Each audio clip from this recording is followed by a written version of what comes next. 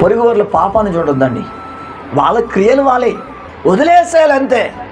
వారి చెడుతనం వారిది, వారి మంచితనం వారిది, వారి క్రియలు వారి వెంట వెళ్ళిపోతే ఒకరోజు. ప్రకటన గ్రంథంలో రాయబడి ఉన్నది తెలుసా, చనిపోయిన తర్వాత ఈ లోకంలో ఏది సంపాదించిన అంతా కూడా ఒక్కరోజు ఇక్కడ వదిలిపెట్టాలని. ఈయన పుల్ల కూడా మనం ఎత్తుకోబోలే. చనిపోయిన తర్వాత ఏమొస్తాయి అంటే మన క్రియలు వస్తాయి. భూమి మీద పాపంతో బ్రతికేవా, నీచంగా బ్రతికేవా, లేదంటే 10 మందికి హెల్ప్ చేస్తూ నీతిగా న్యాయముగా నీవు నీ ఎంతలో ధర్మంగా ఉండి ప్రభు కొరకు లోబడి ఆయన మాటకు విధేయత కలిగి జీవించావా? అలా జీవించినట్లయితే నీతి క్రియలు నీ వెంట వస్తాయి. లేదా లోకంలో పాపంలో అల్పంలో తుచ్చమైన అభిలాషలకు గురైపోయినప్పుడు ఆ క్రియలే నీ వెంట వస్తాయి. ఒకరోజు అక్కడ నా క్రియలను బట్టి ప్రభు మనల్ని తీర్పు తీరుస్తాడు.